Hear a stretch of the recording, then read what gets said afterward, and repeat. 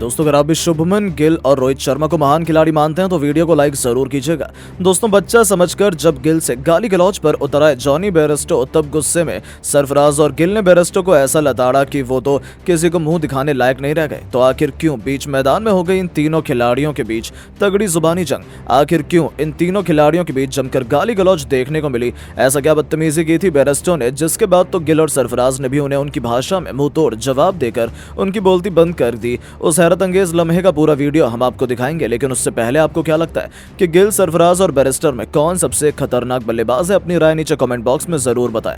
दोस्तों, इस पूरी टेस्ट सीरीज में इंग्लैंड की हालत खराब थी ही, तो वहीं धर्मशाला के मैदान पर भी अंग्रेजों के अरमानों पर टीम इंडिया ने पानी फेर दिया। तीसरे दिन 249 रनों से पीछे चल रही इंग्लैंड के पूरे टॉप ऑर्डर को अश्विन ने अपनी स्पिन गेंदबाजी से तहस नहस कर दिया था। तब मैदान में बल्लेबाजी करने जॉनी बेयरस्टो आए और उन्होंने अपने बल्ले से धमाल मचाना शुरू कर दिया।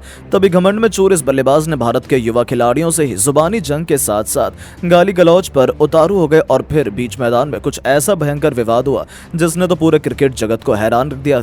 दरअसल 3 विकेट गिरने के बाद बेयरस्टो इंग्लैंड की दूसरी पारी के दौरान 5वें नंबर पर बैटिंग करने आए। बेयरस्टो ने आते ही मैदान में बेसबॉल का नजारा दिखाते हुए एक के बाद एक 3 खौफनाक छक्के और 3 खतरनाक चौके लगाए। वो 120 से भी अधिक के स्ट्राइक रेट से टेस्ट में T20 खेल रहे थे।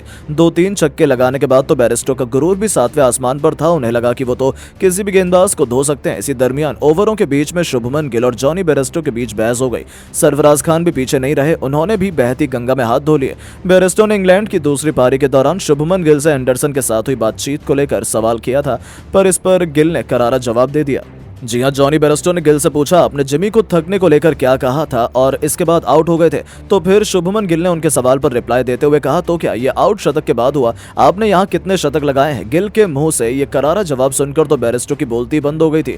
यहाँ तक कि उन्होंने बहस को बढ़ाने का भी प्रयास किया। तभी बीच में सरफराज खान भी इस लड़ाई में कूद पड़े और उन्होंने कह दिया कि थोड़े से रन क्या बना लिए, ज्यादा उछल रहा है, और इन दोनों ने मिलकर बेयरस्टो की जमकर बेइज्जती कर दी। यहाँ तक कि उसके तुरंत बाद बेयरस्टो आउट भी हो गए। शुभमन और बेयरस्टो के बीच हुई बातचीत सोशल मीडिया चर्चा में इसको लेकर कई पोस्ट शेयर की गई हैं। उन्होंने इस दौरान 31 गेंदों का सामना करते हुए 39 रन बनाए और आउट होकर पवेलियन लौट गए। बेयरस्टो ने 3 चौके और 3 छक्के लगाए और अपनी बेइज्जती करवाकर आखिरकार उन्हें पवेलियन लौटना पड़ा। जब ये तीनों जुबानी जंग में उलझे थे तब वो नजारा देखकर तो हर कोई हैरान रह गया था, क्योंकि ऐसा लग रहा था कि बात कहीं आगे बढ़ जाएगी और बीच बचाव में कहीं एम्पायर तक ना आ जाए। हालांकि ऐसा कुछ नहीं हुआ। सरफराज और गिल ने सिंगल हैंडेडली बेयरस्टो को हैंडल किया और कुलदीप यादव ने बेयरस्टो को पवेलियन भेजकर उनकी बोलती बंद तक कर दी और अपनी बेइज्जती करवाकर चुपचाप बेयरस्टो पवेलियन लौट गए। लेकिन दोस्तों, अब आपको क्या लगता है कि गिल, सरफराज और बेयरस्टो में कौन सबसे खतरनाक बल्लेबाज है? अपनी कीमती राय नीचे कमेंट बॉक्स में जरूर दें और ऐसी शानदार खबरों के लिए चैनल को सब्सक्राइब जरूर करें। धन्यवाद।